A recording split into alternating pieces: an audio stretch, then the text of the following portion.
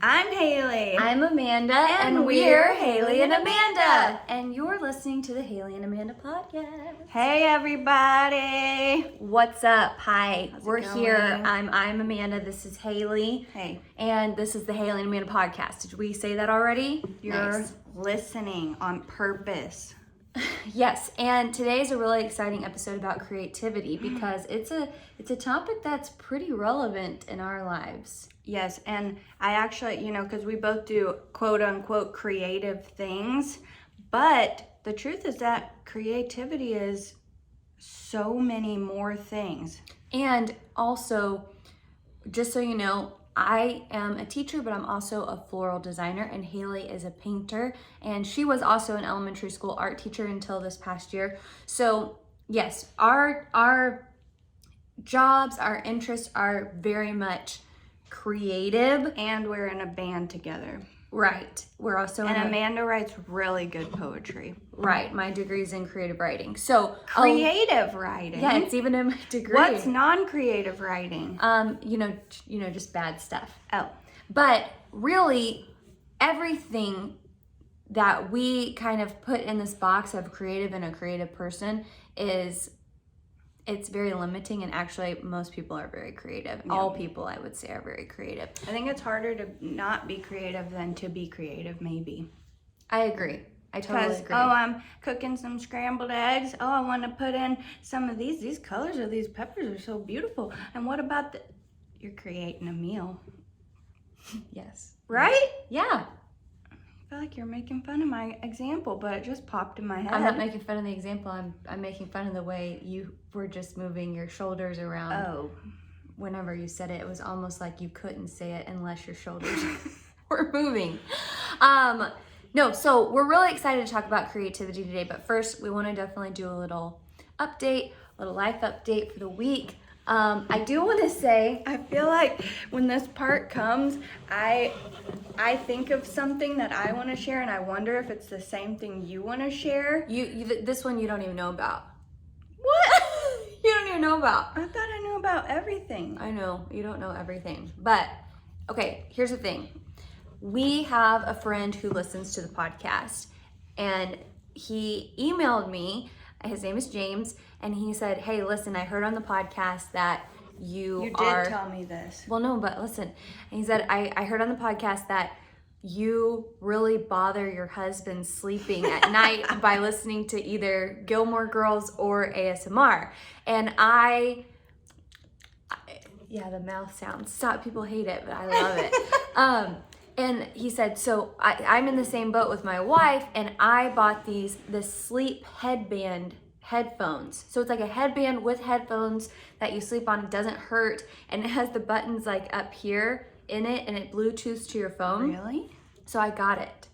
But have you received it? I received it, and I used it last night for the first time. So I want to tell you my experience. Gosh. Okay, so shout out to James, but here's my review. Okay, first of all, comfortable. Yep. Oh. Didn't bother me when I laid on it. Not too tight on your head or anything? No, and I'm definitely going to use it when I go running because it just stays right there and oh, cool. Super. You can put it over your eyes, or you can just wear it like a band. It's just black. Anyways, so yes, comfortable. But I will tell you, and I think I am an actual psychopath, that the whole time, because I had seen in an article a long time ago or seen something about how Bluetooth headphones, if it's like transmitting through your brain, and it's like it's bad for you, super bad for you. Yeah. And so last night, you're worried about us watching blue light. You're putting Bluetooth in my your brain cells. I know, and so I was laying there last night, and I didn't get a good night's sleep because I kept thinking, I can feel these waves going through my brain like an idiot. Like I really couldn't feel it, but I told myself I could feel it because my husband says I have a touch of the chondria, is how he puts it. He says that I have a touch of the hypochondria, and I want you to know, boy might be right, because you got more than a touch. Haley, really? I know. I would share a few stories, but I don't want to offend. I know. I get kind of in my head, and then I think stuff's happening and it isn't.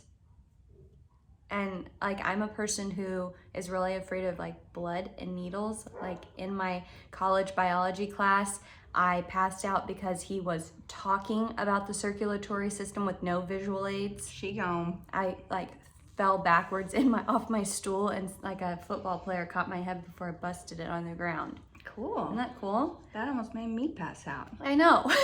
So I'm like not good at thinking about stuff like that, but then stuff gets in my head and then I think it's, you know, an issue. So all last night I had the headphones on thinking, like you would think I'd just take them off.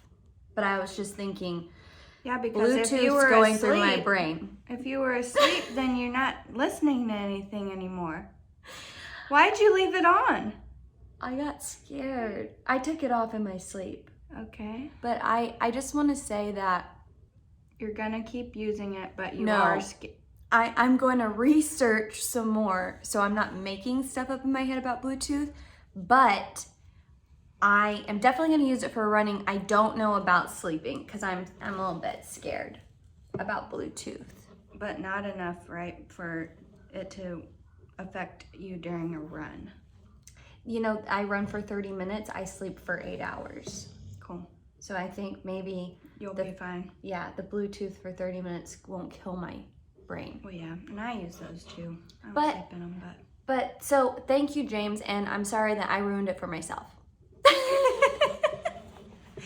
Well, the thing I wanted to share was that, so Amanda and I, we've been wanting to have a little more fun because, you know, I know what you're going to say. we have been, like everyone else, in lockdown for a really long time, and we just want to have a little more fun. Because we don't go anywhere, y'all. We don't go anywhere. We'll go to like some friends' backyards every now and then, but like we don't really go in public. And We got a hankering. we did Dryuary. Broke it. Yeah, but then yeah, about mid-January, we were like, we need to have some more fun safely. So we have been hitting up a couple patios right when people open, And no one's there. yeah, no one's there. So We've done that feels fun. twice. Yeah. We've only done it twice. Yeah. We've done that twice. Where we go to a patio right when they open and no one's there. Except for the other day we went to a patio and it was freezing. That's why nobody was there. That's a story I wanted to share. Oh, I'm so sorry. Keep But going. we were trying to have fun and we went, and then we're too scared to go inside places, obviously, and eat. And we underestimated the wind chill. By a lot. Yeah, and I was in sandals. And I was in a coat, thank God. Yeah. But it was really cold. And the people, and we had told each other that we were gonna get special fun drinks because we're trying to have fun. And so I got a frozen pina colada That was dumb. on a freezing patio Yeah, that in was- the shade that was a bad with idea. sandals, and we were dressed to have fun and had it in our imaginations, but It was really cold and like shivering, uncomfortable, not fun. and then when really cold. And when they brought my fajitas, we used them as a warmer. Yeah, for our hands, and then we said, can we get another one for our feet? And then we decided we should Call copyright that to be called feet heaters. We need some feet heaters. Oh my God, feet heaters. But feet heaters. That's the pun. No, Did you just no, get no, no. it? I thought the pun was fajitas, feet heaters, like your feet heaters, but heaters. Feet heaters. That's, yes, you never heard it? I never. That's why I was like, that's one of the tightest puns of my life. Feet Heaters. heaters. Foot heaters. Feet heaters. I'm Oh shouting. my gosh, that is. I didn't get that half of it. So honestly, the truth is that the whole thing was a fail, except that pun came out of it. Well, but here's the best part is we ended up having a great time because we were telling Reliving. stories and reliving a story that happened while we were traveling several years ago. And Which we've got to tell at some point. we have to tell at some point, but it's too long for now. But it is a story about something hilarious that happened to us in Spain.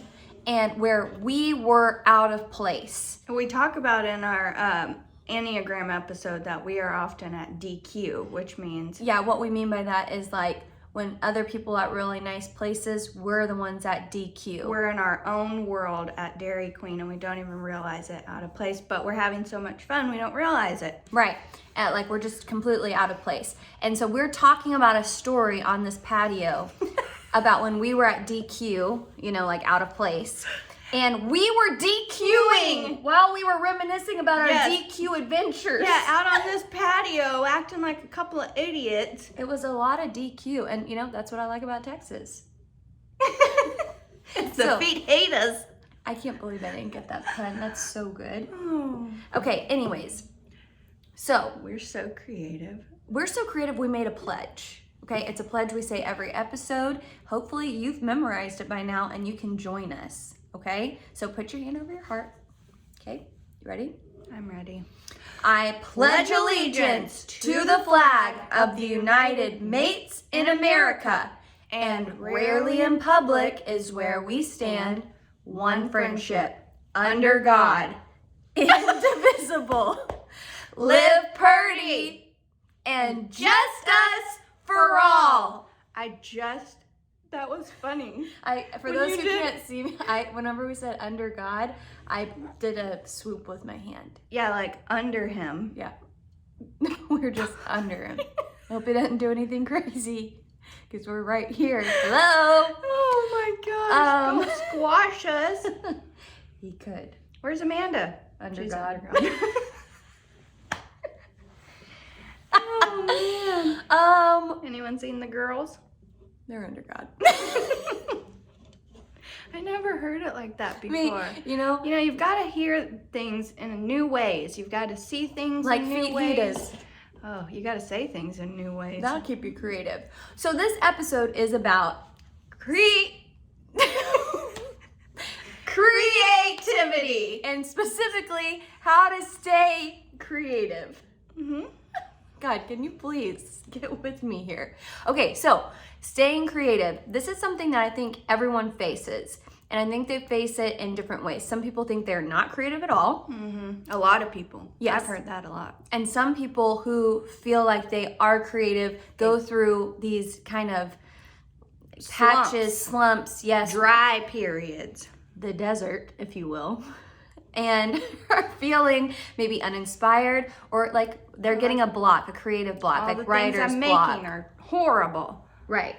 Yeah. And so we want to kind of talk about what we have done to get out of creative slumps, and also to kind of inform everyone that you're creative. Yes. And we want to tell you why you're creative. We've got a whole theory on this. And that practicing creative things is like brings so much more joy to your life and energy to your life whenever maybe you're feeling in a slump of some other kind, you know, just doing something creative, even if it's not even a huge deal, you know, maybe you're just making scrambled eggs and you're that one kidding. Again. I'm kidding.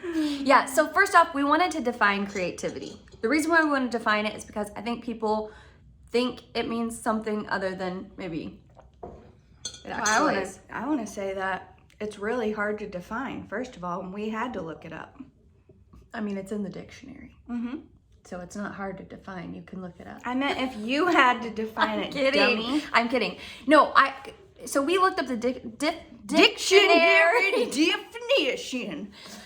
Definitely. Hey, this is going to be a segment. Dictionary definition. Definitely. Diction. Watch your diction. Okay, so the dictionary definition of the word creativity is, I have it right here. Okay. The use of the imagination or original ideas, especially in the production of an artistic work. Okay? Now, first off, I want to say, we were talking about the definition of art is very hard broad. to define it. Oh. I was going to say, we said it was very broad. Like it's a huge spectrum. You can think of like an artist who's painting or scrambled eggs. Right. You know what I'm saying? Like someone who's, even sometimes, honestly, this is also very random, but sometimes, honestly, when I'm like building a fire and stuff, I feel like I'm like, dude, oh, fires.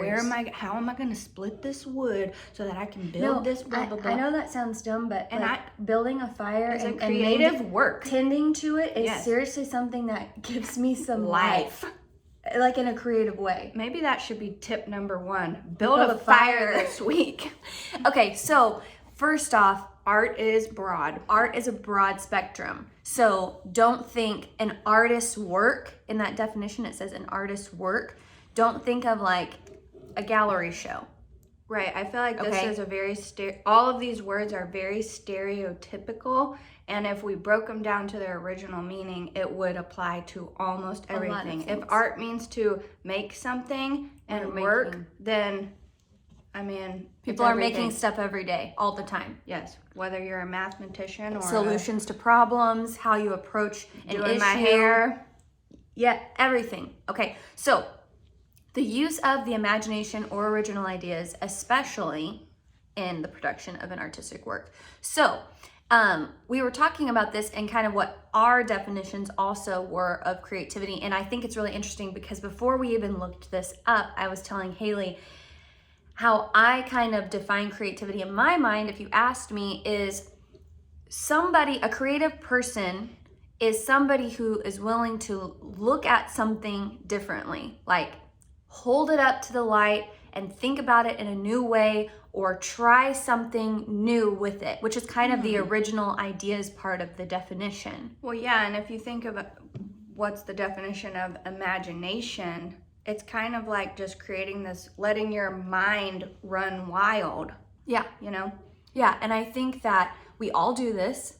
And especially when we're younger, I think it kind of gets beat out of people, the imagination part. But we are full of original ideas. And I mean, I know there's kind of like the idea that there's nothing new under the sun, which I also, to me, that's when I get in creative slumps. Right, Is comparison. Yes, because I think someone's already done this and they've done it better.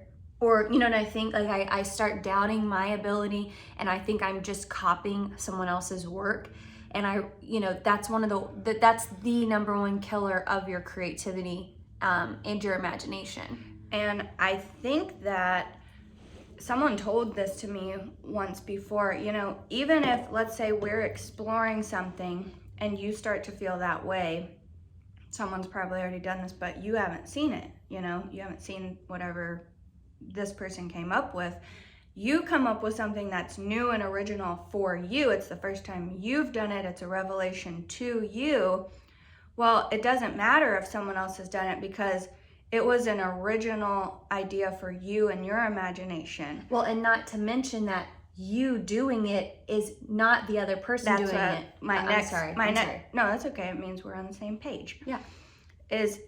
Even if 2 people did the exact same thing, this is crazy. This is like the coolest part about the If 2 world. people did the exact same thing, it would be different because of like the vessel that it goes through and your spin on things and like your mark on the world. And that's why, we've even talked about before, like when people pass from this earth, it's like, yeah, we're all humans. We all kind of live the same life, but like we all hold such a uniquely creative like spirit with us. Yeah, because David White, when we've said this in a past episode, that he even says people who might live almost the exact same kind of life, like if they're middle class, same neighborhood, whatever, you have different parents, you have different experiences. Even if they're the same experience, you're experiencing it differently because of your perspective that's been creative over your whole life. It's been created over your whole life to give you this one perspective,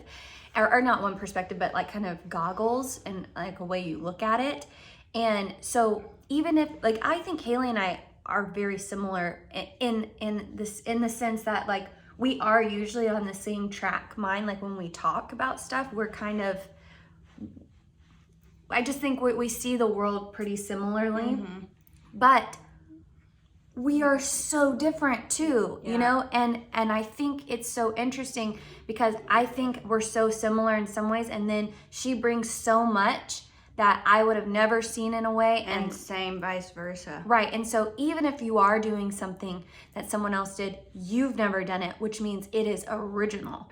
Ooh! which is cool. That's so cool. Gave me It's goosebumps. wonderful. It's so encouraging. It really is. And it makes you feel like you've got something to bring to the table, even if somebody else has already done it. No one can do what you can do.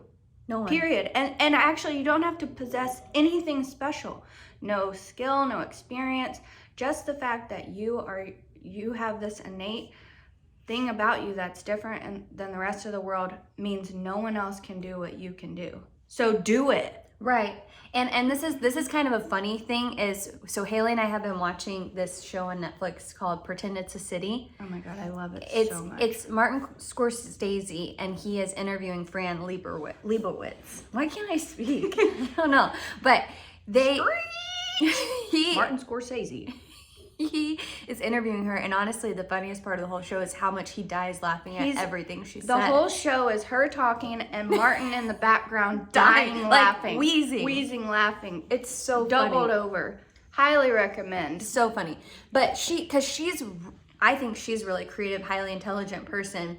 And so her perspective and her kind of disposition on life, and it's funny because she's a writer, and so I don't know, just the way she says stuff, it's very funny. It's really funny. Yes. And so we've been watching it, and one of the episodes, I think it's episode 3, she talks about how much she hates that young people these days, like, paint something, they're like, I'm an artist! And they put it out in the world. Yes, and like, people who are like, I wrote a poem, I'm a poet, and like, I did this, now I'm this, and like, she's just saying that I like to sing, so I'm gonna record myself singing, put it out in the world, and then I'm a musician. And the other part of it that she was saying is very different from her generation is that because everyone's doing that, you're not really allowed to criticize anyone and say you're not great at that. Right. It's like everybody is good at everything, and you can't say anyone's bad at anything. Right. And so this is, when I was reading it, I was a little bit feeling insulted and like assaulted by her words. To it? Yeah, only because I was thinking like, oh man, like maybe I'm not really good enough to be putting out the things that I'm doing. You know, like I was kind of thinking about it, and this is what I think. There's some truth in what she's saying, and this is what I think is that just because you do something, it does not mean that you are amazing at it, right? And so like for instance, Haylee is a fine artist. Like she does murals and stuff, but like she does fine art, and like her art is exceptional. And I'm not trying to I know I'm just saying, like, you've spent your life studying it. It's what your degree was in. You've worked and built your craft for your entire life. It's my main discipline. It is your discipline, and you are very good at it. And so you are an artist. That is your title. People buy your work. You know what I'm saying? Like, you are very established in that. I can paint. Right. I can paint. I help her in murals. A lot. I go with her and I do a bunch of the legwork painting with her. I am not an artist. And you enjoy it. Yes. But I am not an artist. And I mean, in this sense, I'm sorry, I'm not a painter, a painting artist. So, but this is what I'll say. When I go and, when I go and do jobs with her, it inspires me for my discipline, which is floral design. And how it inspires me specifically, I was telling her when we were talking about this earlier, is that color scheme, color palette, color design, because that is a huge part of what my work requires, is to have color theory, color schemes all played out so that it is something in floral that looks very pleasing to the eye and natural. And so when I'm around her and doing her murals, it is something that's like really helping me in my discipline. And vice versa. Right. So when I go help her with a wedding or an event and we're putting floral together, I'm insecure. I was insecure at first because I thought, you're so good at this, and like it comes so natural to you, and this is outside of my discipline. And you would think, well, it's still creative, so whatever. And that's true. But as I started getting into it, it's not my main thing either, but I started to get it. And then the same, it started inspiring me into my painting work, like the colors, seeing the lines in the floral. And you started doing floral murals and floral paintings. And so it kind of fuels you by experimenting with things. In other disciplines. Yeah, and I think what Fran Lebowitz is saying is you could hear it both ways. You know, she was saying, I love to sing. I love it so much. She was like, I'm so bad at it. She was like, but that's the most normal thing, is to love doing something and to be bad at it. And maybe not share it. Yeah, and you don't have to share everything you do because you like it. Right. And yeah, and that's what I mean. You can see it both ways. So it's okay that you're not great at everything you love to do and that everything you try, because it could just be feeding into the thing that you are good at. Yeah. And so, for instance, Haylee is not a floral designer. No. I am not a painter. We help each other, and every time we help each other, it inspires our main discipline. And I think that's very amazing and very cool. And what I think it should tell you is that if you're interested in trying something like knitting, like cross stitch, like painting, like gardening, anything that's not even art, like considered art, you should play with it, because it is going to open your mind to seeing things different in these creative disciplines that will help you in whatever you're doing, solving problems in your job, the thing that you are doing for your main discipline. It will open your mind to seeing it and unlocking things in a new way. Because our minds and our imaginations and our problem solving and our creativity is a muscle, just like, just like our other muscles. And so no matter how you're using it, whether you're using it to knit and it's not important, or you're using it at your job, or you're using it with your family and you're solving major things, I mean, it's just making sure that we're keeping that part of ourselves that's so innate and so important to us as human beings. We are creative beings, that we're keeping that alive. And I think that's why, even if you do a little something creative, maybe not, I mean, it would be nice to do it every day, we feel more alive. Yeah. And I was telling her, sometimes when I'm feeling really unmotivated in my job where I teach, I find that it's a huge part, like when I'm lacking motivation, is because I'm also not feeding myself and giving myself energy in the other places that give me energy. Do you know what I mean? I do. Like whenever I am allowing myself time in my day and week to do things that feed my soul, right, it allows me in all areas to bring so much more to the table. So, in teaching or whatever, and also in floral, like it can be whatever it is that I'm lacking motivation, and I have to do like this little evaluation, like where am I missing this? Like, where am I not giving myself time to do the things that give me energy and inspiration? It makes me think of, I was listening to a David White, and he's talking about how us as human beings, we're this big giant piano or keyboard. Oh, I love this metaphor. Yeah, and that we have all these notes, and honestly, the most beautiful thing is when we like play chords, and we play the whole thing, and we have high notes and low notes.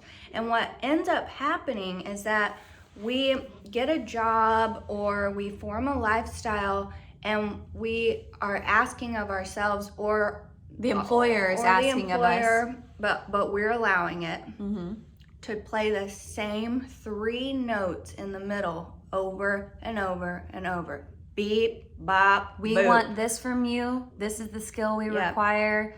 Keep giving it to us every day. Yeah, and so you start feeling like and telling yourself that you are someone who only can play 3 chords, and that's all you have to offer, and you start missing all those beautiful notes that you can play. And I think that you know, we can be idealistic sometimes in saying that our jobs should give us everything that we need, you know, but even if you have a job, let's say, where you're playing the 3 notes. Yeah, well, it's our responsibility to take care of the rest of ourselves and make sure that we're playing the whole keyboard in another way, because then maybe we start playing those 3 notes a different way. Maybe we start adding in a couple of new notes, you know? Yeah, and I think it's interesting. I've noticed this just like from other teacher friends. Whenever, you know, it's always like at the beginning of the year in group things, they're like, okay, we're going to introduce everyone, do a little about me, just 3 minutes about me, and your hobbies, what you like to do outside of teaching.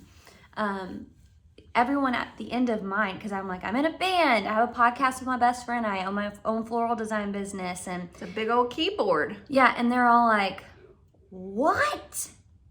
I'm serious. I get this reaction every time, like, how do you have time for all of this? And how are you doing all of this? And I'm like, it's important to me, so I make time for it. Like, this job, I like this job, and it gives me a lot of purpose, and it is important to me, but I also have to have other things in my life that are feeding me. Like, and I just think it's interesting that most people stay with these few chords. You know what I mean? And what I'm saying is, you don't have to be great. You don't have to be great at all the other things, but try it.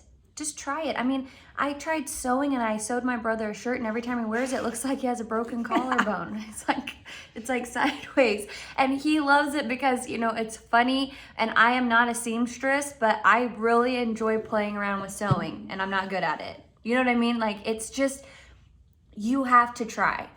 Try different things. It's good for your brain. And there's no pressure. We put the pressure on ourselves, you know, but... And this quote that we love from Maya Angelou, she says, you can't use up creativity. The more you use, the more you have, right? Mm-hmm. So it's not like, oh, but I'm an artist, and if I'm like not painting, like I can't give this to anything else because I have to put it all in my art. It's like, excuse me, you can't run out of it. You can actually build the muscle, like Haylee was saying, through other things to help you in your thing. You know what I mean? Yeah. I wanted to read this quote from A Simpler Way, which... Buy this book! Yes, which A Simpler Way by Margaret Wheatley. I mean... It's Margaret Wheatley and the guy. Yeah, Myron Kellner something. Rogers. The whole book, honestly, is about what we're talking about. It's about that we are creative beings, and that life should be playful, and that as you play and you try new things, you start to discover more of who you are and all that life has to offer you. Yeah. Period. And we were like, we've got to read a quote from Simpler Way, and we were like, well, crap, it's the whole book. I know, and I was like, everyone just has to buy it because it's the whole book. So we're going to read the very first sentences of the book. Yeah, the first paragraph, because it'll give you a glimpse of exactly what we're talking about. We're like, oh, that seems right. The very first sentence is, life is creative, period. It plays itself into existence, seeking out new relationships, new capacities, new traits. A whole keyboard. Life is an experiment to discover what's possible. An experiment to discover what's possible. That makes it a little less scary. It's an experiment. As it tinkers with discovery, it creates more and more possibilities. With so much freedom for discovery, how can life be anything but playful? You know, and that just like, it flips our whole perspective on life on its head. Yeah, because I think so many people are like, I've got to do it the right way. I need to do this thing perfect. I've got to figure out my thing, yes, the one thing, and be great at it. Well, and even beyond that, it's like life. They're like, I've got to get the degree. I've got to get the family. I've got to get the house. I've got to get the 401k. I've got to get, you know what I mean? It's like, I've got to get these things, all this big puzzle pieces together. And really, life is an experiment, meaning that you try and you try and you play and you tinker and you work around stuff, and you are on your own timetable, and you will find that the more you're playing with life, the more and more possibilities Yes. come your way. And that there's another part of the book that talks about that you can't assume that everyone else's answers are your answer. Yeah. And that the only way you'll find out what works specifically, uniquely for you, which is kind of what we were talking about in the beginning, that we all hold this unique creativity that we offer the world. So why would we assume that someone else has figured out all of our answers that also work perfectly for us? Yep. You know, so that kind of takes the pressure off that there's not really a right answer about whether it's being creative or whether it's, you know, the structure of our lives. It's playing through it all, being creative, not just with your creative skills or tendencies, but with life in general. Yes. Yeah. So we're going to leave you with our top tips, kind of an overview from today. And this section is called Top Tips. I went a different way. Yeah, I went a different way with it. Yeah, okay. An alliteration. Top tips to help you stay creative. Okay. Tip number 1. Tip number 1, stay playful. Tip number 2, stay playful. Try new interests. yes, try new interests. So interests, like anything that you look at or you read or that pops into your mind in the bathtub and it seems interesting, try it. Tip 3, pulling from other disciplines to give you inspiration in your discipline, which is kind of, all of this is, it's like the same thing. So here's actually top tip is try new things. Yeah. Try new things. Open yourself up, because the truth is that you will help you in all ways. You will help you. Yeah. Well, and I think, so this is actually, I wanted to mention this, that I follow this girl on Instagram. Her name is Bree, and her account is @DesignLoveFest. So pretty. Really love her aesthetics. Inspiring. But one thing that she's been talking about on her Instagram lately is that she's in a huge creative slump. So her and her husband, they live in LA. They did a house swap with this couple that live in New York.